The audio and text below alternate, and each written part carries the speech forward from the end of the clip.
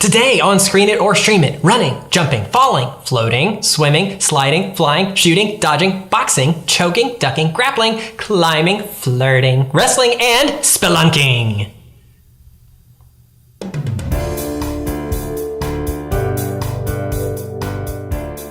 In theaters now, Tomb Raider rated PG-13 for sequences of violence and action and some language. It's the story of orphaned heiress Lara Croft, who refuses to believe that her father is dead despite not hearing from him for 7 years. She's unable to claim her inheritance and tries to make her own way in the world, not very effectively, mind you, as a bike messenger. When she finally decides to sign legal papers allowing her father's company to confirm his death, she is given a puzzle that was left to her as a parting gift from her dad. Solving the puzzle gives Lara clues to where her dad may have gone, and she decides to search for him and see if she can finally get some closure. This begins an adventure that leads her around the world. As with any good adventure story, complications arise. Lara didn't really know what she was getting into, but things get out of hand fast, and she finds herself fighting for her life against some treasure-hunting goons. So, we've got great acting, a fairly decent story, top-notch special effects, and over-the-top action sequences. What are we going to rate this one? We came together at 3 stars.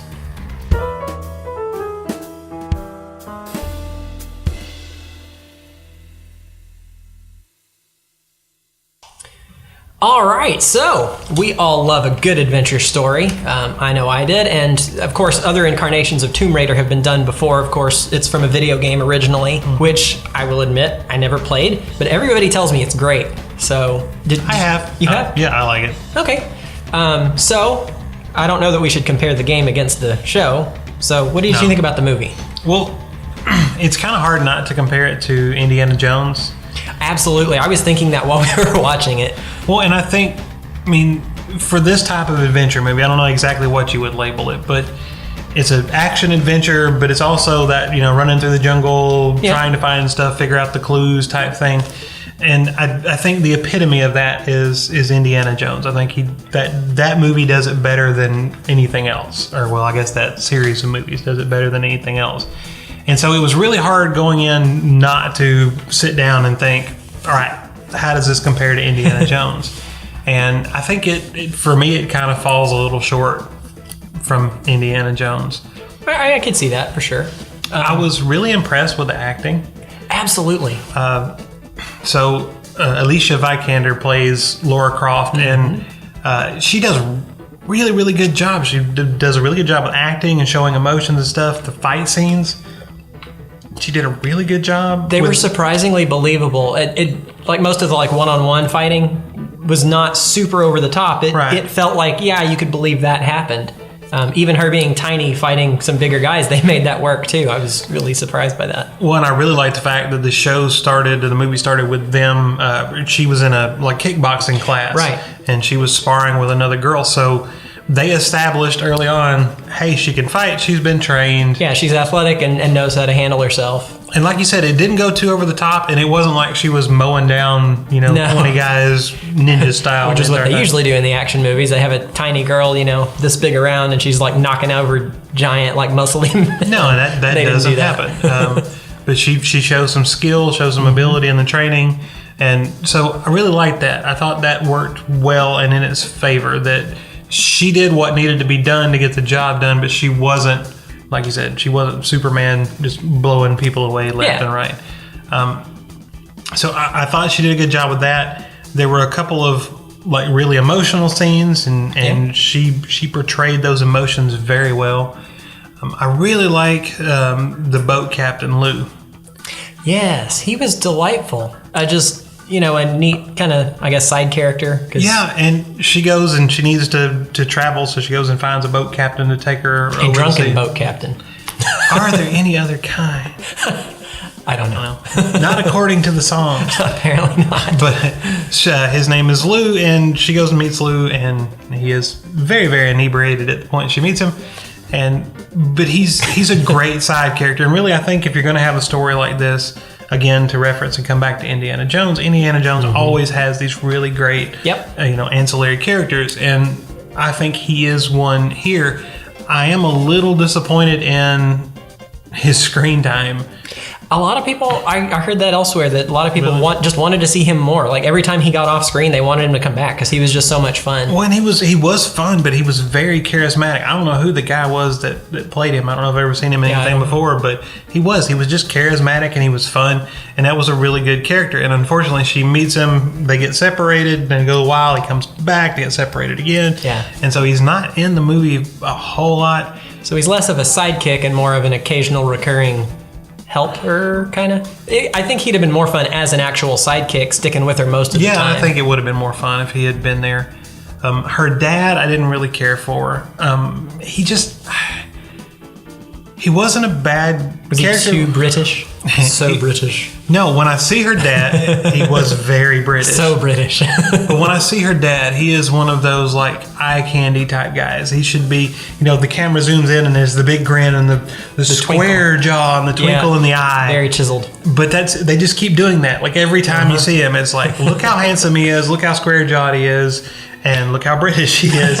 And there wasn't a whole lot more to him. I mean, he kind of had I guess he had a purpose. But I mean, that's her motivation. It's dad, that's her dad. So that's what I say. That was his. He had to be there for her to have to go on this adventure anyway. So he did, but he didn't, as a character, as a side character, didn't add a whole lot to the story for me, and there really wasn't. Unlike Indiana Jones's dad. Yeah, it was delightful. And yeah, Sean Connery in Last Crusade was great. And I guess, and again, there you go. We come back to that comparison, and maybe that's not fair, but it is what it is. Well, I would put them in a slightly different category. I mean, slightly. I think if this is more of a serious, I would say high adventure, even though I don't know if that's an actual category. Indiana Jones is a lighthearted high adventure to me, because it's got so much, and it enriches it. The comedy that just happens, these little moments that just, really? But it works. They tried to do that a little in Tomb Raider, but unsuccessfully, I think, because... No, it was too little to be effective. Right, it was too little. If they'd done a little more, it would have been just right.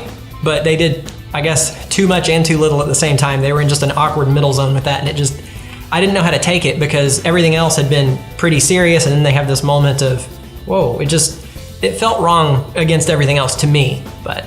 Well, and so... I played the video game, not all of them, but I played several of the video games throughout the years.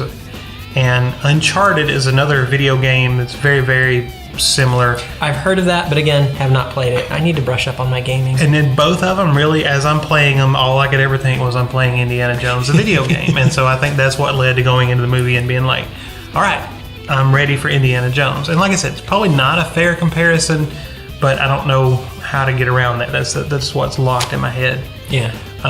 Actually, so there's been this like stigma about video game movies. Oh my gosh. None of them have been like uber successful. None of them have. I can't think of any immediately that were just, no, that was a really good. And I don't think there's been one that like critics have enjoyed and liked. There have been some that I would not go so far as say popular, maybe cult status now. Things like Mortal Kombat. Or and I'll admit I would watch that one again, but not because it's amazing. It's got a certain amount of fun that makes it rewatchable for me. Right, but, and to me that was something that was missing from Tomb Raider. Was the fun. Like you said, Indiana Jones is lighthearted, and there wasn't. I mean, there was just one or two quick lighthearted moments, and some of them were actually really funny to me. Yeah. But they were spread way too far out to be a lighthearted movie, and you kind of lose that fun. And if you're going to be running, jumping through the jungle and all that, you need that fun. And I like Dyer. Dyer is great when things are just scary and like, oh no. But it just, I don't know. It was a. Did you feel like it was a little slower paced? I did. I mean, not super slow, not too slow, but like you wouldn't, not for a kids or teenagers movie. Like yeah, and that's kind of weird. Like they were you think shooting that would be the target audience for something like this. But no, I didn't really feel that way. But I wasn't like it didn't strike me as I was watching it. But again, I'm not a teenager with a 15-second attention span. That's true. And it didn't bother me. I wasn't waiting for it to be over. I enjoyed it the whole way through as much as you enjoy a 3-star movie. Well, and it had just been a little more, the video game-ness of it really mess with me. And the bow and arrow. well, so really, it seems like if you're going to make a video game movie, there's two ways to go about it. Mm-hmm. You can embrace the fact that it's a video game and go full, like, on campy, over the top, ridiculous. Because when you think about it, that's kind of the basis for every video game, is they are just over the top, things. If it was mundane, who wants to play that? Yeah. Although there's been some terrible games that people play like that. Yeah. Anyways, but. So, and again, I'm coming back to Mortal Kombat. Mortal Kombat just embraced the, hey, look how goofy we are, and just go full tilt with it. Jumanji, we loved Jumanji, and apparently a lot of people did, because it's still in theaters. And still it's in still theaters. Going Go see Jumanji. It's great. But while it's not based on a video game, it's, the premise of the movie is they're living out a video game. And it did. It went full camp and full, let's just embrace the whole video game thing. Wonderfully. And if you can do that while you don't win, or you don't make an Oscar-worthy movie, you do make at least a fun movie, because it's kind of silly and over the top, and just embrace that. What I haven't seen, and what I think someone needs to do to really make a great, across the board, everybody loves it, is I think you just have to throw out the video game parts. Take the premise, take the story, take the characters, and build a story around that. But stop trying to wedge in video game things. Which I could see why that'd be a hard thing to do, because you're essentially like saying, "Hey, you're my target audience." Yeah, I'm not listening to you guys. I know, and I would. And while I played Tomb Raider and they're good games, I'm not like a diehard Tomb Raider fan. So if you had taken out those things, I wouldn't have been upset. But I could see where you're making a movie. The movie should be for the diehard fans, and you would be alienating them if you didn't have things from the game in there. But to me, it felt like, all right, we got the story to tell. We got a really great character and a great actress to do it.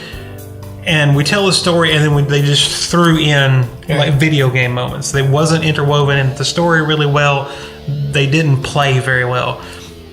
There were scenes of her like jumping, and for the most part, like you said, the fight scenes are great. Like the CGI is not ridiculously over the top. Most of it was great. There were a couple of over the top moments. Those were the video game moments, right? And those were not great. And where she's jumping, and she jumps way too far, but she jumps, with video game physics, but it just, everything's kind of realistic. The stuff she's doing is very realistic, and then and it's like, which it wasn't like a deal breaker for me, but it was. No, but it just stood out to me. It did, it stood out, and in not the good way.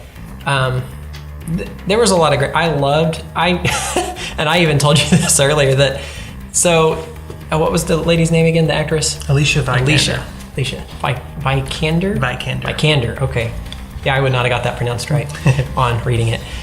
I'm sure they had her in the recording studio a whole day just doing grunting and like stress noises, because I noticed it during the movie. It didn't bother me. I actually really liked it, because when you're running and jumping and climbing, and that's kind of you make those noises, and just it fit so well, almost not really musical, but it worked really well, and it was just, I don't know, it was just funny to notice that, and just lots of grunting.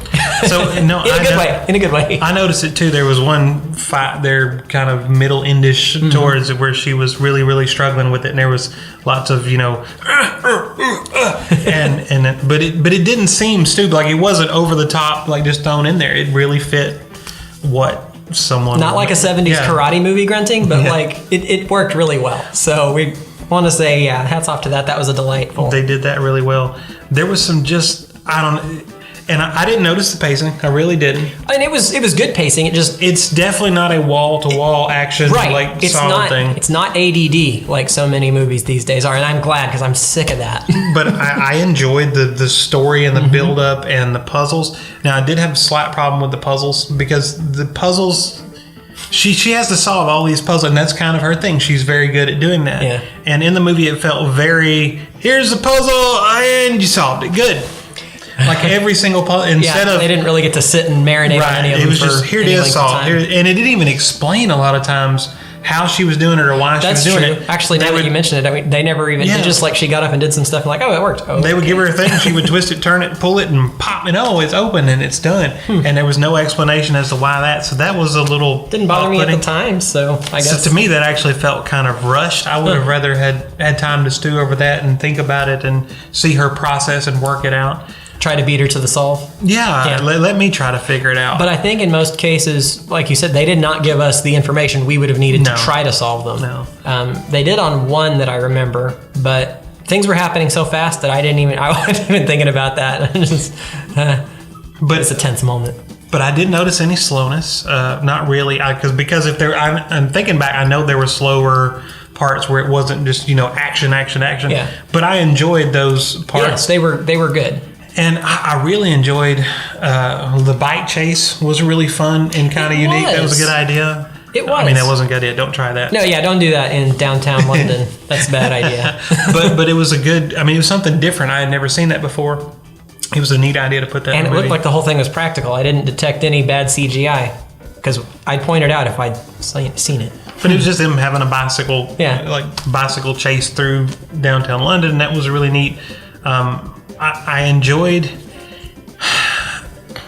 not so much the setting, if that makes any sense. Generic island? Yeah, it was very generic. That's a good way to put it. One of the things, again, going back to Indiana Jones, is they have these really neat settings and booby traps and things, and we kind of got a little bit at the end when she actually goes, in the cave, but before that, it's just everything is very genetic. She goes to Hong Kong, and you've got the sea and that boardwalk kind of through the port, but it was just it was just very, very generic. There was nothing personal to it. Yeah. And Indiana Jones, I think you get into a lot of stuff, and you really see all the detail and things. And I don't think we got that. Yeah. And to me, that kind of take away. And I really can't put my finger on one thing to go, man, that just makes this kind of an okay movie. There's some, things I can point out. Like I said, the video game stuff was weird. The bad guys not being able to hit anything at point blank range.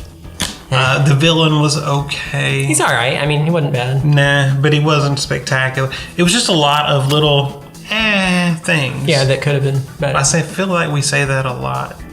Well, don't worry. They'll have a good one out soon that we'll get to review. So, I mean, I liked this one, but they'll have really good ones. No, and I did. I enjoyed it. It's not one, like, again, I'm not going to wrestle somebody by the ground and go, you must go see this. No, but I'd say, go see The Shape of Water. But I don't feel that way about it. Yeah. But it was fun. If it was on TV, it'd be a good watch. Absolutely. You'd be better off seeing Indiana Jones, though. Absolutely. All right, so since we're on the subject of seeing other things, what do you have for a streaming option? What would you recommend? Now, we made a pact to not recommend Indiana Jones because it was too easy. It's just constantly Indiana Jones. So I'm going to do the next best thing I could think of to Indiana Jones, and that would be The Mummy. From 1999, Brendan Fraser. It's a PG-13, again, action-adventure movie, just like Tomb Raider is. But it's not...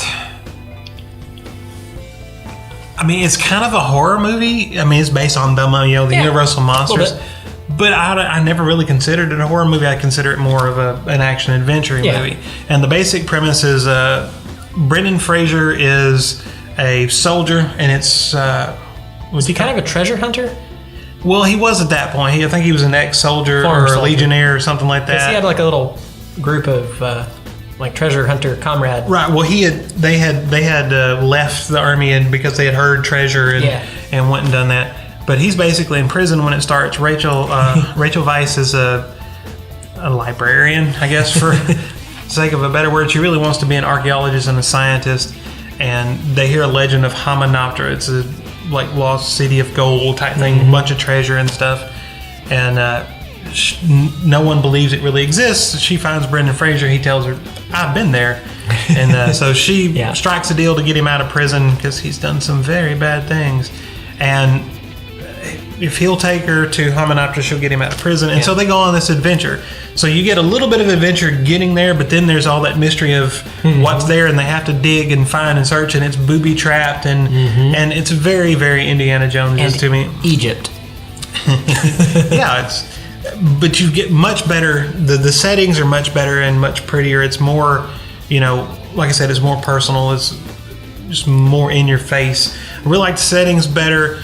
There is those elements of fun, even though it's a horror movie. I think they do a much better job of being fun, and to me, just as a better overall movie. So that would be my recommendation. If you don't want to see Tomb Raider, I think you get very much the same feeling, but a little bit better out of it from 1999's The Mummy, not the 2017 Tom Cruise one. This was 1999 Brendan Fraser Mummy. Yeah.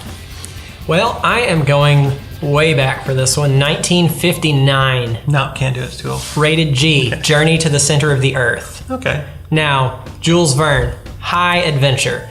It's a lot different than the book, actually, but we're not even talking about the book. We're talking about the movie. Top-notch list of actors who I forgot to look up who they are, but I remember Pat Boone was one of them. And it is a journey to the center of the earth. Of course, they find this volcano in Iceland because they want to explore underground, and they have this theory that they could actually walk down to the core of the earth. Of course, it's probably not true, actually, but just go with it for the movie. It's adventure. And so they get into this volcano in Iceland and discover that there is basically this whole underground world down, and I don't remember how deep they actually went in the movie, but it was 20,000 no, wait, no, that's a different one. Sorry. But you had the professor and the young sidekick, which was Pat Boone, and a lady went with them, and her interest was that she had been the wife of a competitor who ended up poisoned by the villains. There were villains. So, and then they end up with an Icelandic guide who doesn't speak English, and that was fun. So, and the lady spoke Icelandic, of course, so that's why she got to come. But it's just a fun, high adventure. Things go horribly wrong, and amazing set pieces, especially for being 1959, because they built the entire underground caverns that they've remade that one several times. Yes, and I think some of it was shot in Carlsbad. Yeah, I'm not talking about the Brendan Fraser remake, which is also a lot of fun, but too much fun for me to consider a recommendation for Tomb Raider, which did not have that fun. But we're out of time, unless you have any final thoughts. Nah, that's it for me. Thanks for watching Screen It or Stream It. And remember, don't take your kids to the movies on Tuesday nights, because that's when we go.